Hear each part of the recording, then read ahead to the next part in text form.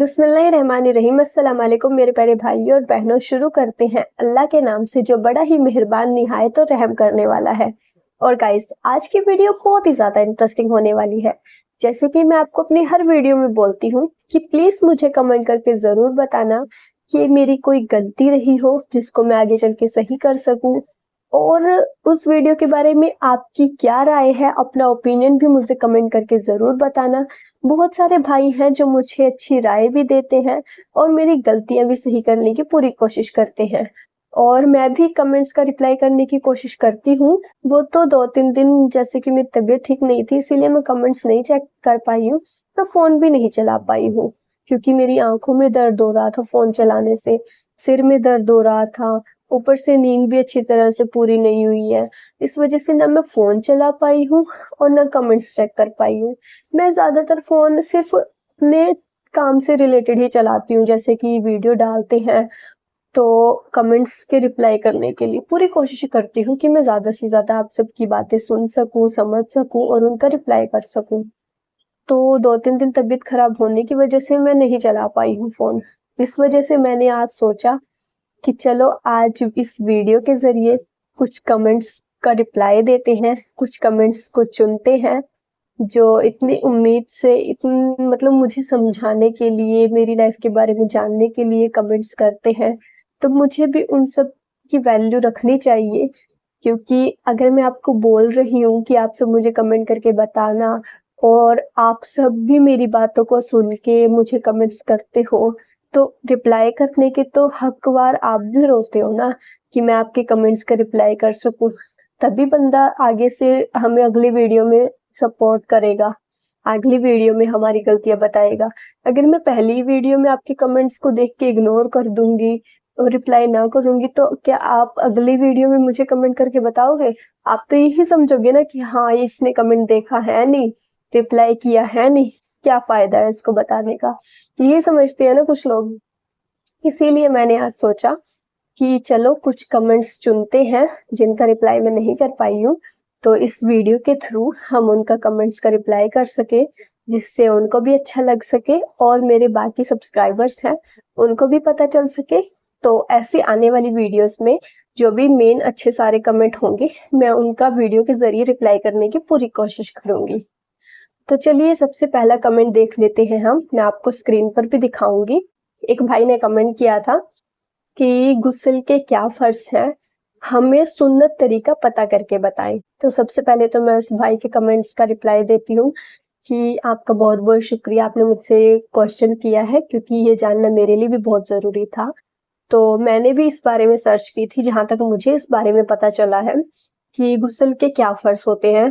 गुस्ल के फ़र्ज़ में सबसे पहले तो आता है जैसे कि कुल्ली करना होता है मुँह में पानी डाल के, दूसरा नाक में पानी डालना होता है जैसे वज़ू बनाते हैं, बट जैसे कि कुल्ला करना होता है, फिर नाक में पानी डालना होता है, फिर मुँह धोना होता है अपना, उसके बाद पूरी बॉडी पे पानी डालना होता है। इतनी सी जगह भी सूखी नहीं रहनी चाहिए, पूरी बॉडी सर से लेके पाँव तक पूरी बॉडी गीली होनी चाहिए। ठीक है, ये तो हो गए गुस्ल के फ़र्ज़। और अब बात करते हैं गुस्ल का सुन्नत तरीका कौन सा है। तो गुस्ल के सुन्नत तरीके में सबसे पहले तो हमें नियत करनी होती है कि हमारा शरीर पाक साफ हो जाए। जैसे नियत करते हैं, नियत करता हूँ पाक पाकी हासिल करने के लिए, ऐसे नियत करते हैं। आप मुझे कमेंट करके बता देना अगर मेरी कोई गलती रही है उसमें भी, क्योंकि मुझे इतनी नॉलेज नहीं है, मैं जस्ट कहीं से पता करके ही आप सबके साथ शेयर करती हूँ।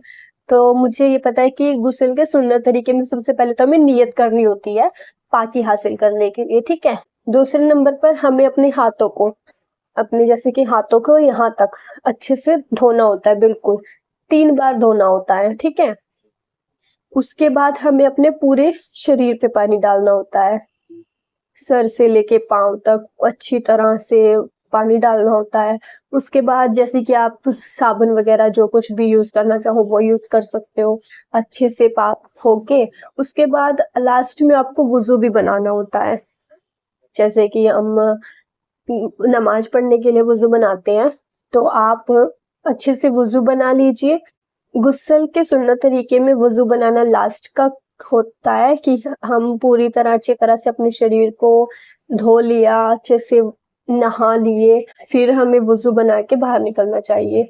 और इसमें एक बात रह गई कि जैसे मैंने देखा था, जैसे ही हम वॉशरूम में एंटर करते हैं, तो एक भाई ने बताया था कि हमें अपना लेफ्ट पैर, मतलब कि बाएं पैर से गुस्ल में, मतलब वॉशरूम में एंट्री करनी चाहिए। और जब हम नहा के वुज़ू बना के वापस आए, बाहर निकले वॉशरूम से, तो हमें अपने दाएं पैर से बाहर निकलना चाहिए। ऐसा मैंने सुना है, बाकी आप सब मुझे बता दीजिएगा। वो ये ना कमेंट्स का रिप्लाई कर रही है और फिर आप सबको वही बोल रही हो कि कमेंट्स करके गलती बताना। आप सभी बताओगे और कौन बताएगा? तो ये तो हो गई गुस्ल के फर्ज और गुस्ल का सुन्नत तरीका। अगर कोई मिस्टेक रही हो ना, तो जरूर बता देना, कभी मैं अपनी लाइफ में गलती कर रही हूँ और उसी का गुनाह मुझ पे पड़ रहा हो। जैसे कि कुरान शरीफ को लेकर भी बोला है आप सबने कि हाँ, किसी आलिमा से पढ़ो, क्लासेस लो। तो मैंने शुरू की है क्लासेस लेनी, जैसे कि ऑनलाइन ही शुरू की है मोबाइल के जरिए, क्योंकि मैं यहाँ बाहर तो अभी नहीं निकलती हूँ ज्यादा, माहौल सही नहीं है। अभी तो होली का भी चल रहा है ना, होली पे पहले ही बहुत बवाल किया हुआ है, इस वजह से मैं ज्यादा बाहर भी नहीं निकल रही हूँ।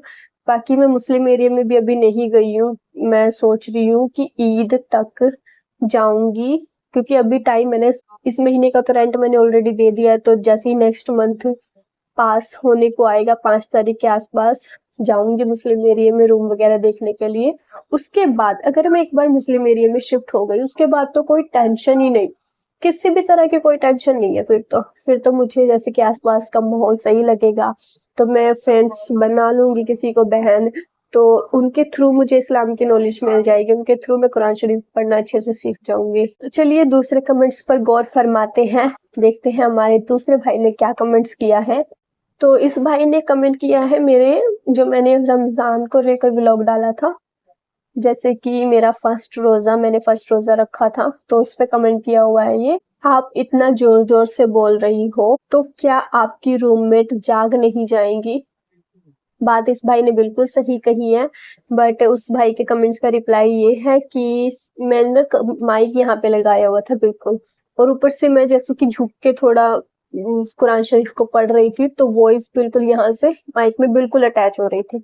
उस वजह से शायद जोर से आवाज लगी होगी आपको कि मैं ज्यादा जोर से बोल रही हूँ, बट अगर हम माइक बिल्कुल यहाँ पे लगा लेते हैं तो वॉइस वॉल्यूम बढ़ जाती है। अब जैसे कि मैंने यहाँ लगाया हुआ है, फिर भी सही आ रही होगी ना। स्टार्टिंग में मुझे इतना नहीं पता था, मैं सोच रही थी कि माइक को बिल्कुल पास करके लगाते हैं तो ज्यादा अच्छी आती है, बट फिर मैंने सुनी है, वीडियो देखी है, तब मुझे फील हुआ है कि ज्यादा पास माइक लगाने से इतनी क्लियर वॉइस नहीं आती है, थोड़ा दूर करके लगाओ, बिल्कुल क्लियर सुनता है। फिर इसी वजह से आपको शायद वो चीज लगी हो कि मैं ज्यादा जोर जोर से बोल रही हूँ और मेरी रूममेट ना उठ जाए, ये होता है। बट भाई मैं इतनी जोर जोर से नहीं बोल रही थी, मैं तो आराम से ही बोल रही थी, क्योंकि अगर वो उठेगी प्रॉब्लम तो मुझे ही होगी ना, क्योंकि वो भी सोचेगी, उसकी लाइफ में तो पहले ऐसा हुआ नहीं होगा कि सुबह सुबह उठ के उनके घर पे कोई ऐसे नमाज पढ़ रहा होगा या कोई खाना बना रहा होगा शहरी के टाइम पे।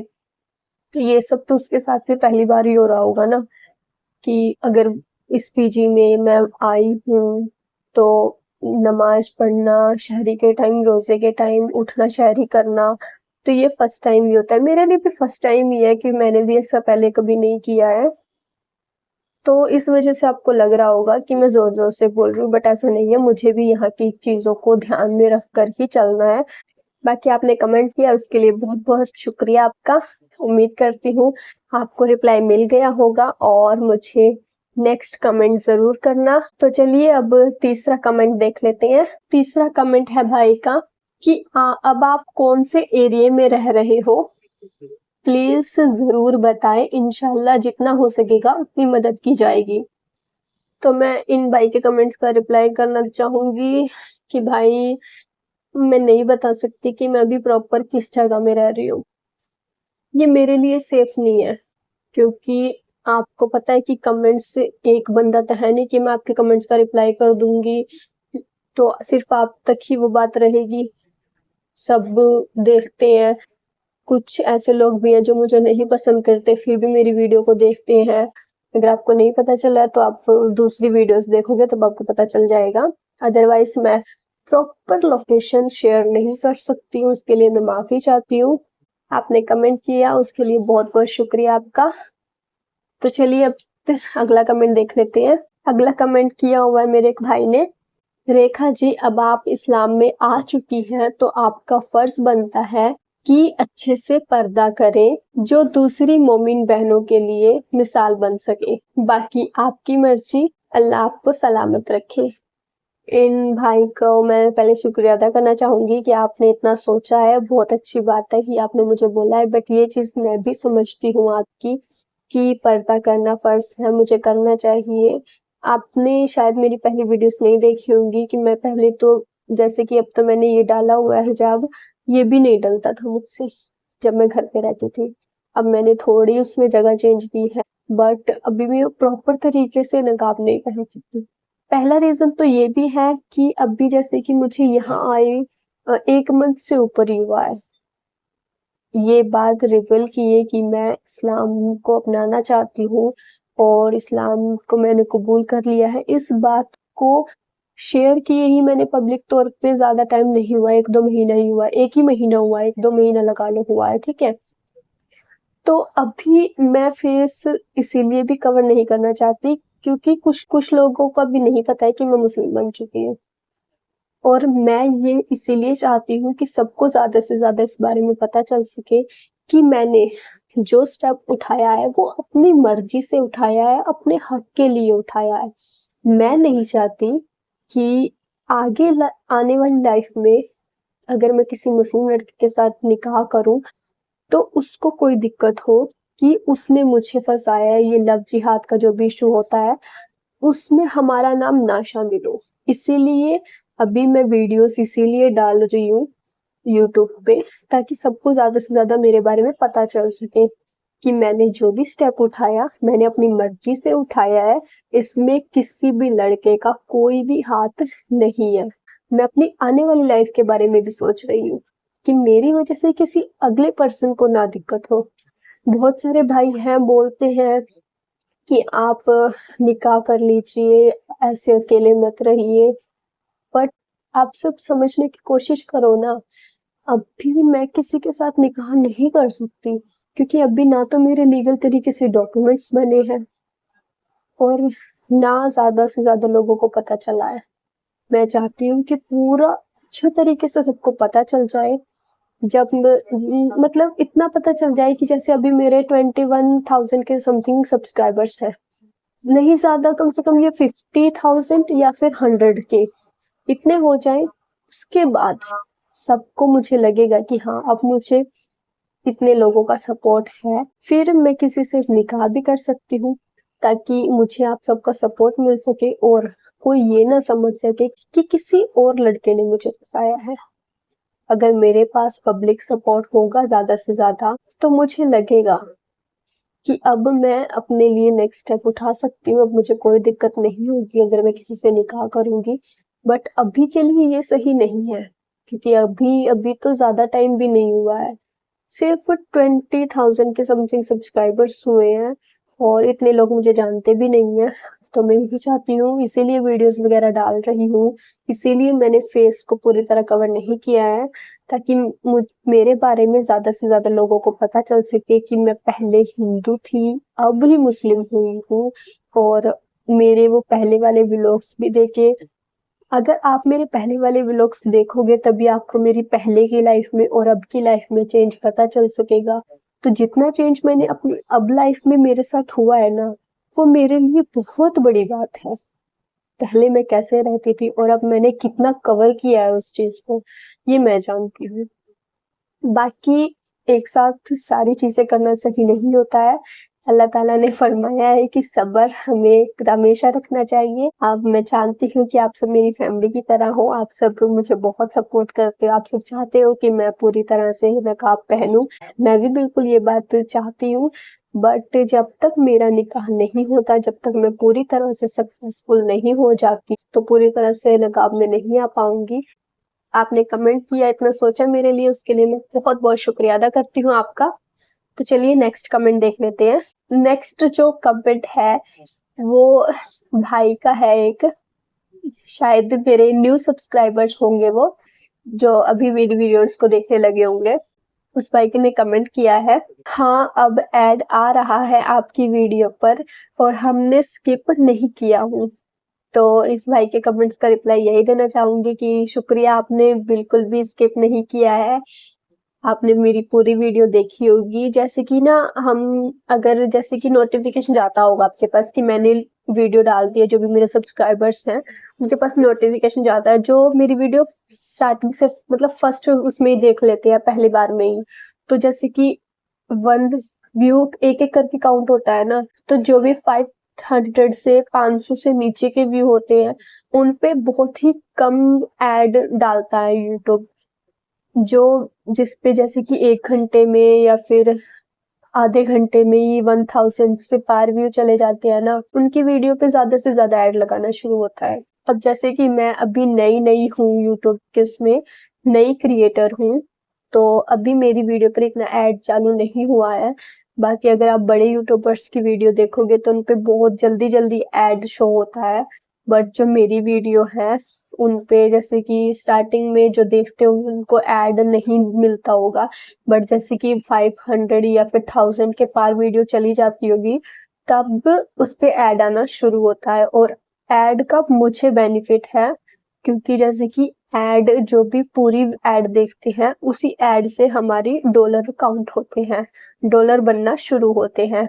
बाकी अगर आप ऐड को से स्किप करके चले जाओगे, स्किप करके सिर्फ वीडियो ही देखोगे, वीडियो पे फोकस करोगे, तो उस चीज का इतना बेनिफिट नहीं होता है। बेशक व्यू मिलते हैं, वॉच टाइम मिलता है, बट जो डॉलर बनता है वो हमारा मेन ऐड से ही बनता है, कि हमारी वीडियो पर ज्यादा से ज्यादा ऐड आए। और जितने भी मेरे प्यारे से सब्सक्राइबर्स हैं, मेरी यूट्यूब फैमिली है, उनसे उम्मीद है कि प्लीज बिना स्किप किए वीडियोस को देखा करो।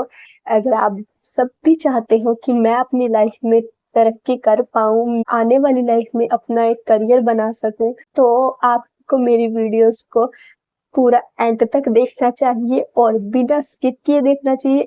आप एक काम कर सकते हो, जैसे कि आप मेरी वीडियो देख रहे हो और उसमें ऐड आ गई, तो ऐड आ गई ना, आप उसकी वॉल्यूम कम कर दो और ऐड चलने दो। बेशक ऐड कितने सेकंड की होती है, 2 3 या 5 सेकंड की होती होगी, 10 सेकंड की होती होगी, बट वो ही 10 सेकंड मेरे लिए बहुत मायने रखते हैं।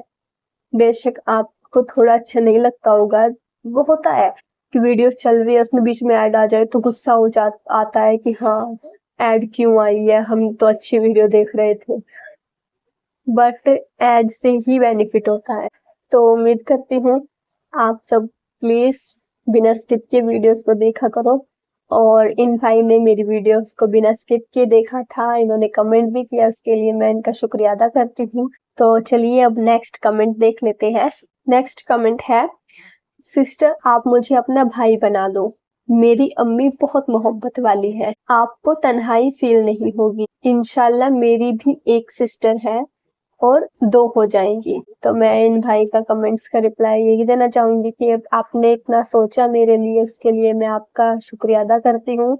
जैसे कि आपने बोला कि मुझे बड़ा भाई बना लो और मेरी अम्मी बहुत मोहब्बत करने वाली है, तो अम्मी तो देखो सबकी बहुत मोहब्बत करने वाली होती है। मैं भी आपकी बहन जैसी हूँ, मैंने आप सबको अपनी फैमिली की तरह माना है, आप मेरे बड़े भाई की तरह ही हो, बट वही है ना कि मैं किसी के ऊपर अपना बोझ नहीं डालना चाहती। अब जैसे कि आप सबको मैंने बोला है 1 2 वीडियो में कि मैंने अपना हमसफर देख रखा है जिससे मैं निकाह करना चाहती हूँ, बट अपनी लाइफ को लेकर मैं उसके ऊपर भी कोई दबाव नहीं डालना चाहती, कोई बोझ नहीं डालना चाहती। मेरा मानना ये है कि मैं अपनी लाइफ को किसी पर बोझ ना पड़ने दूं, मुझे जो भी अपने लिए करना है वो मैं खुद से करना चाहती हूँ। मैं आप सबसे सिर्फ थोड़ी बहुत हेल्प चाहती हूँ कि आप मुझे थोड़ी बहुत हेल्प करें, फाइनेंशियली नहीं तो अपनी दुआओं के साथ करें। आप मेरी वीडियोस को देखें, बिना स्किप किए देखें, एंड तक देखें, यही मेरे लिए बहुत बड़ी बात है। बाकी आपने मेरे लिए इतना सोचा उसके लिए मैं बहुत बहुत शुक्रगुजार हूँ। बाकी जैसे कि आपने बोला कि आपकी अम्मी बहुत मोहब्बत वाली है, तो माँ का प्यार कैसा होता है वो मैं समझ सकती हूँ। जैसे कि मेरी मम्मी की डेथ को अभी 11 साल होने वाले हैं, तो उनकी कमी कहीं न कहीं महसूस तो मुझे भी होती ही है। जैसे कि 1-2 बार मेरे ख्वाबों में भी आई हैं अम्मी, तो माँ के प्यार की कोई भी कमी पूरी नहीं कर सकता है। माँ, माँ ही होती है। बस अल्लाह ताला से दुआ है कि आने वाली फैमिली में मुझे मेरी फैमिली की तरह ही उनसे ज़्यादा प्यार मिल सके और मैं भी उनका पूरे शिद्दत से अच्छे से उनकी केयर कर सकूँ, उनका ख़्याल रख सकूँ। बाकी अभी तो इस चीज़ में टाइम है क्योंकि मुझे अपने फ्यूचर के बारे में सोचना है। मैं अपनी वज़ह से किसी को प्रॉब्लम्स में नहीं डालना चाहती हूँ। इसीलिए अभी निकाह नहीं कर सकती। बाकी मेरा भी मन करता है कि मैं फैमिली के साथ रहूँ, कि मैं निकाह कर लूँ। अभी मेरी एज भी हो चुकी है 24, बट मैं अभी नहीं करना चाहती क्योंकि फ्यूचर बनाने के लिए भी टाइम है। अभी से निकाह कर लूँगी तो वही है ना कि आगे टेंशन रहेगी, बच्चों के लिए टेंशन रहेगी। इसीलिए अपना फ्यूचर बनाना है, अपने बच्चों का बनाना है ताकि जो प्रॉब्लम हमने फेस की है वो हमारे बच्चे ना फेस करें। तो उसके लिए थोड़ा-सा सोचना पड़ता है। बाकी यही कुछ कमेंट्स थे जिनका रिप्लाई देना चाहती थी इस वीडियो के थ्रू।